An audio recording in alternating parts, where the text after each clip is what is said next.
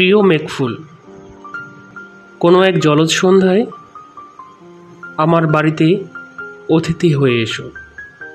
বৃষ্টি চায়ে গলা ভেজাবো।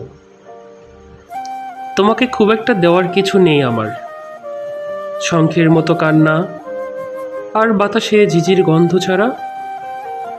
তুমি তো জানোই ইদানিং আমার পকেট ভরা দুপুর থাকে। সন্ধে হলেই ঘাসের বিছানায় শুয়ে মেঘের মিনার দেখার অভ্যাস হয়ে গেছে। তবুও ব্যানোজল আমার ঘর ভাঙার ভয় দেখায়, সাপল পরিহাস করে। এসবে আমি ভয় পাই না। প্রিয় মেঘফুল, তুমি শুধু সন্ধ্যা মালতী হয়ে সুবাদ ছড়িও। কবিতা পাঠে কাব্য, কবিতা লেখা সোয়েব আল হাসান।